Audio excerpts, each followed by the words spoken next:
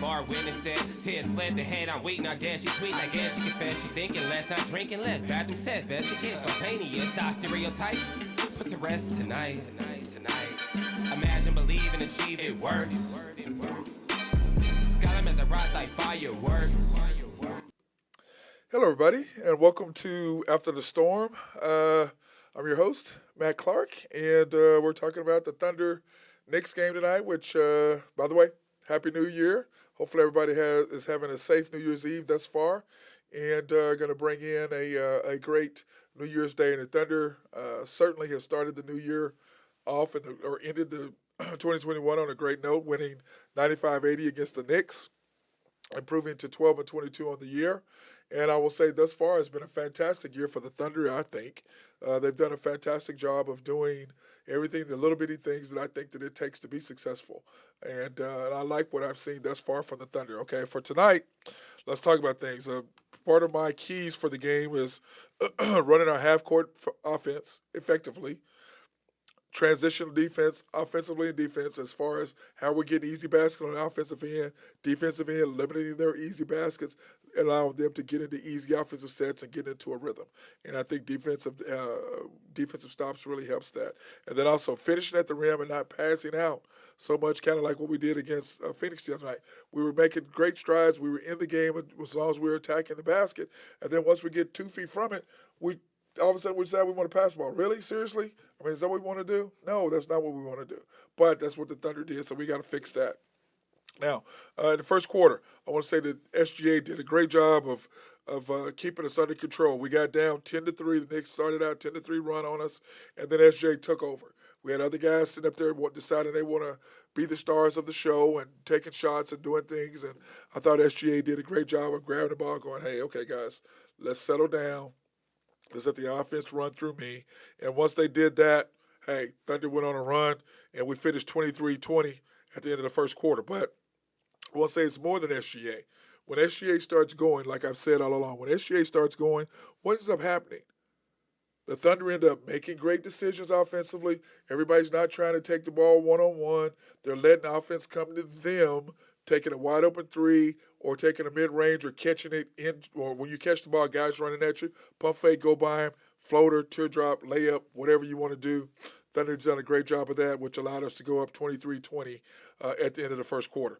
And I want to say this, that I thought our perimeter D was magnificent tonight, limiting not giving the Knicks more than a couple of open looks from three, getting your hand up in the face, guys rotating over, doing a great job of that, not allowing open threes. And when you don't allow open threes, it's hard to make a shot when somebody's running at you, unless you're a great shooter. And we know, I don't need to name who those guys are because everybody knows who the great shooters, three-point shooters in the NBA are. So, when Thunder got out to a 23-20 lead, largely because SGA slowed us down, made us get into offense. Our half-court offense is great, taking advantage of, once again, like I said, matchups. If you got a big guy on you, hey, you already know. Give him a fun fake, let him come at you, boom, go around him, get a couple of easy layups, kick it out, knock down the easy three.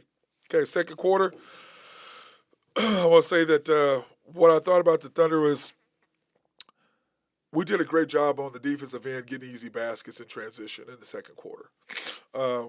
We came out, the Knicks tried to make a little run at us, but we did a great job of holding them off. We made our own run back at them, primarily on the defensive end. And when the Thunder are playing great defense, when they're actually up against the guys and they're not allowing them to go to the basket unabated, what unabated means no one attached to them, just wide open and attacking our big guys, which we really don't have any rim protectors yet, which is one of the things that we have talked about that the Thunder need are rim protectors. We got to have a rim protector at some point. But what I was most pleased about the Thunder in the second quarter, they played within their skill set. They weren't trying to go one-on-one. They weren't trying to do a bunch of things they're not capable of, and I love that about our team. When we are doing that, it makes the job a lot easier for them to do what they need to do as far as scoring, as far as getting easy layups, as far as making wide open shots from the mid range or from three. And with our team, our guys like to stand out there on the perimeter because everybody thinks they're a 3-point shooter, and they're not. But whatever. And by the way, speaking of that, the Thunder went 18 for 43 tonight. Hey, that's a far improvement from the last two nights where we went 18 for 68. Okay, but 18 for 43 was very good. It's high 40s, and if you're going to be a great 3-point shooter, a great point shooting team, you need to shoot in the 40s. at least. Okay, low 40s. And fortunately tonight, guys got going and they were hitting open shots, but the thing that they were not doing are trying step back threes, sidestep threes, doing all that, just catching it in transition. They're catching it in motion, bam, and letting it go in rhythm. And that makes all the difference in the world. If you're catching the ball in rhythm, it's a lot easier for you to shoot the basketball than it is if you're trying to catch it and make a move and step back. There's only a few guys that can actually do that, where they can move and be scorers, not shooters, but scorers off the dribble from the three-point line. Most people are just shooters from the three-point line, not scorers. And I thought the Thunder did a great job like that. And then I will say this: I did like what the Thunder did at the end of the second quarter or end of the half by getting a 2-for-1 at the end. And it was 30-something seconds left. I think it was 36 seconds left, 37 seconds left.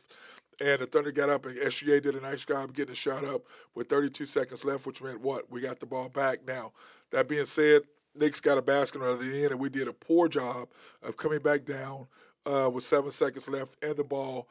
So SGA held on the ball way too long, and then we had to force up a three at the end. Was not a very good possession, but the idea of understanding 2-for-1, I really like that concept. That means that the guys are thinking and that they are understanding basketball and understanding, hey, we're at home, you want to get a 2-for-1. And you want to get a 2-for-1 90% of the time, especially if you get a chance to get a good look at a 2 or a 3 and then get the ball back to end the half. That's a great way to do it. So anyway, the Thunder ended up being up 51-49 at half. I thought they did a great job of working as a team and doing all the things that were necessary for that side. I loved what they did with that. Now, in the third quarter, we come back 52-49, like our 51-49 to start the second half. Second half. And I love it when the Thunder are in aggressive mode. When the Thunder are in attack mode, I love our team in attack mode. And when we're in attack mode, what we're doing is we're attacking the basket and we're making layups, we're getting fouls, and we're either forcing their bigs to come over and we're kicking it out. Now, what I talked about the other night is what I don't love is when we're at the rim for a shot that's just right there, and then you try to kick it out for a three. Why are you kicking the ball out? You're 2 feet from the basket and you're going to kick it out for a 25-footer or 20-footer? Why? Why would you do that? I thought the Thunder did a great job tonight of maintaining when they drive to the basket, making sure they finish up the basket. And then they were kicking it out. They were not at the rim. They were midway or close to the basket, and a guy would come over, boom, we would kick it out then. That I really, really loved tonight about what the Thunder did, which allowed us to keep a 64-65 lead in the second half or in the third quarter. And I just liked that they were playing under control. They were taking advantage of matchups. They were doing all of those things defensively. And when I say the last 7 games or so that I've been covering the Thunder, 8 games, the one thing I do love about the Thunder and why we've been in every single game and had a chance to win is simply because our defense. Our defense has been magnificent on the perimeter, and I had talked about that in the beginning. Hey, let's guard on the perimeter. We're not doing a very good job of that. We have to get better, and they have done a fantastic job of getting out, covering the perimeter, not giving up easy threes, making the guys go to the basket. Everybody's trying to come over, even though we do not have a rim protector yet. Guys are coming over and trying to alter shots, and we've been doing a good job of that because when a shot is altered, that gives you a chance to get the ball, come down, get an easy basket, and transition, which has made all the difference. You get an easy transition basket, then that gets you into the flow of the offense, which allows you to knock down threes, lock down mid-range, shoot teardrops, shoot floaters, shoot reverses, shoot left-hand, right-hand layups. Those are the things that transitional baskets get you into. But it all starts what? On the defensive end, and we talked about that over and over and over. The Thunder have done a magnificent job of doing that. Tonight, holding them to 80 points. Now, the Knicks aren't, let's pump our brakes a little bit. Knicks aren't very good. Okay, let's just say that. The Knicks aren't that good. But the fact that you can hold an NBA team to 80 points, that says something. Okay? That says something. And I want to commend the Thunder on their defense and what they did. Now, like I said, at the end of the third quarter, the score was 74-65. We did a great job of being aggressive, scoring at the basket, making easy transition layups, knocking down some threes.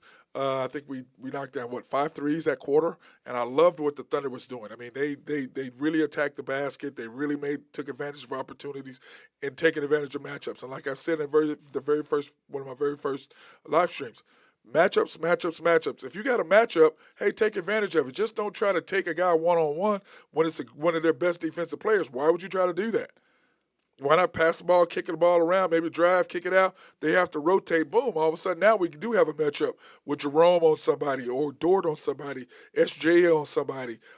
Even Muscala, we know that he's just going to shoot the ball. I mean, which I have zero problems with him matching up and knocking down shoot a three or shooting a three. Have no problems with that. I hate him on the defensive end or don't hate him. I dislike him very much on the defensive end. He really doesn't give me a lot as far as that's concerned. But he really does a great job of using his body and getting rebounds in key moments, as my guy Randy Wright pointed out to me about Muscala. So in the fourth quarter, we started with Jerome, Maladon, Poku, Favors, and Wiggins. I was like, what are we doing to start the fourth quarter? Only up 9. But what ended up happening, we let the Knicks back in, but then we went a 10-0 run with about 9 minutes to go to about 7 minutes. We went a 10-0 run, boom, got our lead back up. And once again, what happened? Defensive, perimeter defense, allowing transitional baskets, getting into the flow, playing smart basketball, not just jacking up a bunch of threes. And when we start jacking up threes and start trying to play out of what our skill set allows us to do, that's when the Thunder gets in trouble. But if they don't do that, it allows us to do all the things that we need to do and allows the Thunder to either win the ball game or have a chance to win. Because when you're 12-22 and nobody expects you to be that way, why are you 12-22? Defensive presence, shot selection, your half-court offense. Third, you're scoring baskets in transition and you're limiting the opponents in their offense or their transitions on your side of the defense or offensive transitions on the other side. That's how you win ball games. You win it on the defensive side, allowing you to score easy baskets, getting you into the mode or getting you in the way you can be able to run your half-court offense with ease, not having to struggle. That's how you win ball games. That's how the good teams do it. But the good teams also have something we don't. Shooters. We don't have shooters. And I've talked about this. Rim protector and shooters are the two things that the Thunder need. We have a good nucleus, but those are things we're missing. Roby, he does a great job. He's done a great job of stepping in for Robinson Earl. And I'll say all he needs is playing time, I think. I really like the kid. He's just not as physical as I would like him to be, but I really like his skill set. I like what he's trying to do. And, hey, bro, next man up. And you're doing a good job. Not quite Robinson Earl, but you do have the potential in a year or two if you keep growing, you keep getting stronger, you keep taking care of the basketball, understanding what you're getting, working on your game, understanding what your skill set is, that's going to make the difference in your game. And the thing I love about Favors, you don't see Favors running out there shooting a bunch of threes. If he's open for three, he's not going to shoot that wide. That's not his skill set. He understands what his skill set is. He understands what his value is to the team. That's what you have to do to be successful in this league. And the rest of the Thunder players need to understand it. That's Dort. That's Jerome. That's Williams. Those guys, Wiggins has done a great job of understanding what it is. That's Giddey. SGA, same thing. Now, what SGA has done, dude, he's been fantastic the last 7-8 games. What did we talk about the last game? He went from averaging 22 points a game to 27 over this run. And what did I say at the very beginning that I started this live stream? Bruh, you have to average 25 to 27 points a game. You have to be able to be our leader. You have to be the guy that takes the pressure off of everybody else. Because if you don't, then everybody else thinks they've got to score, they've got to this, and they don't have the capabilities and skill sets to do those things. You, on the other hand, do. And as you go, so will the Thunder. If you take the pressure off everybody else where they can just play in rhythm, take wide open shots, make easy baskets without having to do too much, the Thunder are going to be extremely successful. They're going to be hard to beat if you can do that. But once again, everybody understanding what is my role? What do I have to do? What is my skill set? Understanding my limitations. If the Thunder can do that, that's going to be better for them. Now, I want to say this. I love what we've done thus far, and the Thunder are getting better and better and better. And once again, the Thunder came out to a 95-80 victory. And, of course, that's my dog Faith doing what she does. I love her, but sometimes I want to knock her out, but that's my baby girl. And she can do what she wants because she's the baby girl. She's the princess. Anyways, I want to thank you tonight. Hey, everybody have a safe New Year's Eve night. And I want to wish everybody a happy New Year's for 2022. See you guys Sunday night. Once again, After the Storm, I'm your host, Matt Clark. Thank you for joining me.